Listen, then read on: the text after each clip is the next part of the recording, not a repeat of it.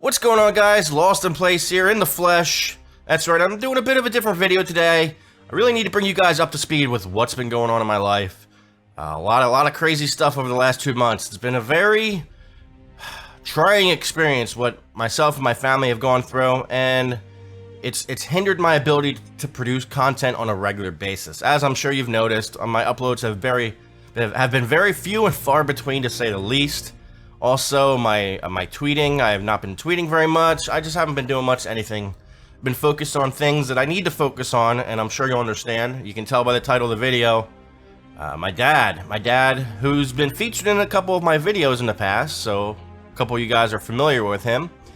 Well, 2 months ago, we got some horrible news. We got some really bad news, and my dad was diagnosed with prostate cancer. Yeah, so that was a hell of a blow, you know. That was a lot to take in, it was a lot to process, and a lot to deal with.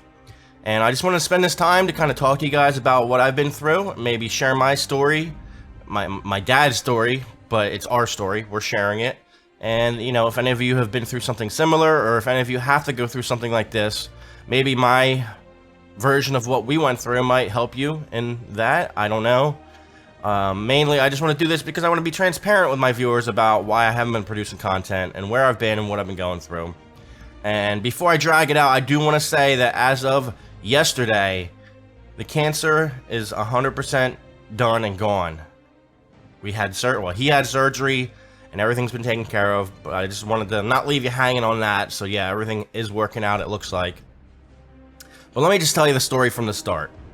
So my dad's in his 60s, early 60s, you know, he's if you look at him, he's a very young looking guy for being that old, and he's very active. He's always doing physical stuff. He's always, you know, he's always jet skiing, and he plays sports. He's a very active guy for his age, and that's probably a good thing that helped him in the long run in all this. But, you know, he goes to his regular doctor's checkups, as you need to when you're at that age, and they ran a check, and his prostate was swollen. Significantly so. They rate these things on a number scale, and I don't remember the exact numbers, but I'm just gonna guess here. Let's say that 5 was average. He was close to a 25.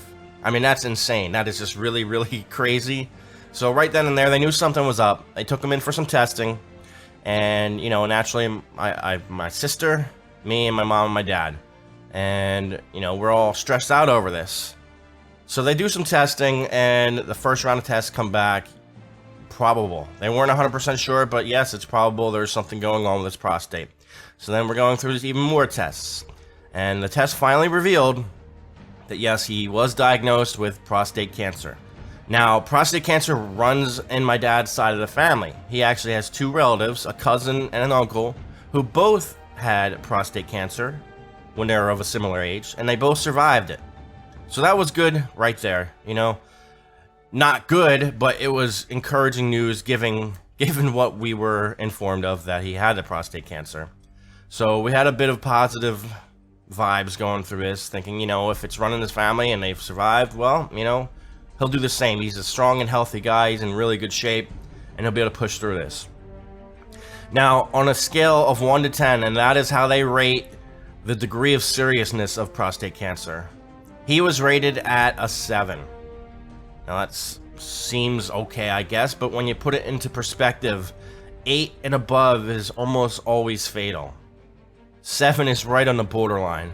So once we heard that, we were devastated, you know? Like, it's encouraging that he's not in the 8 or above category, but the fact that he's so close to it, that could go either way. It could go either way, and that's how it was explained to us.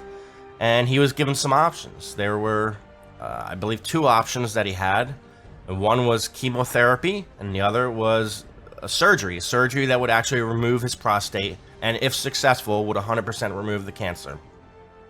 So he had to make the decisions of what he wanted to do, and we discussed this as a family, and he went with the removal of the prostate, which is actually 100% a cure if it's a successful surgery.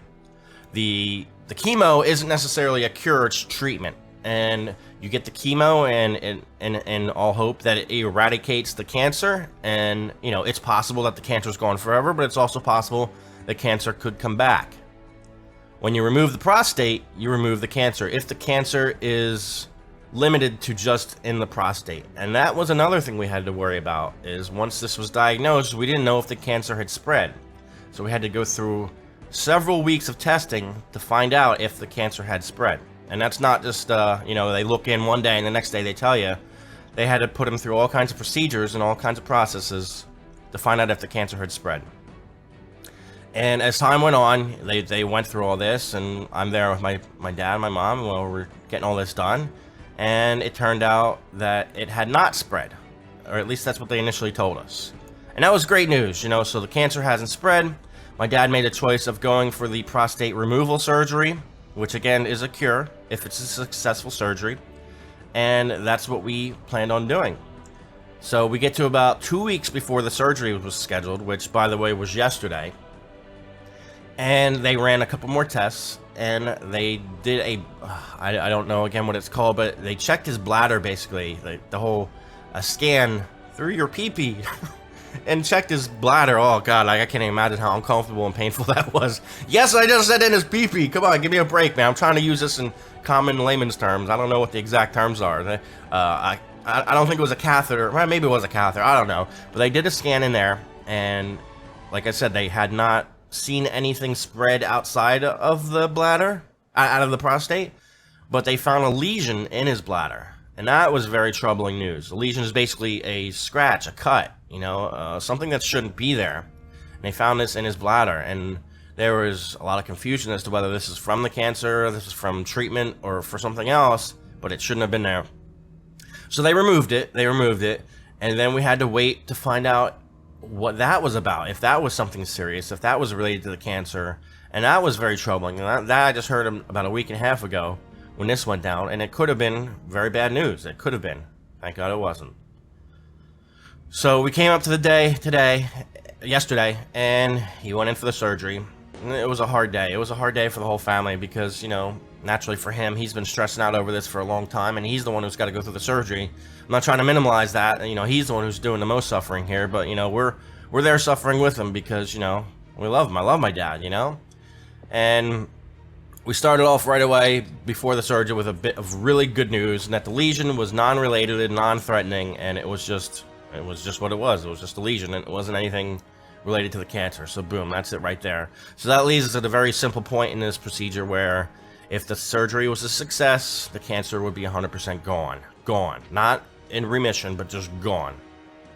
And that's what happened. So he went through the surgery. It was a 3-hour procedure. Me, my mom, my sister sat in the waiting room for the whole time, and then they came out and they shared the good news with us. And the good news was this: it was 100% successful. The cancer was removed, and my dad can now proudly say that he is a cancer survivor. And I can proudly say that. And it was a very traumatic experience, but I couldn't be happier with the results. Thrilled with how it ended up. And, you know, it was hard, but hey, that's life. You know, life isn't easy. These things happen, and luckily for us, it worked out with a happy ending.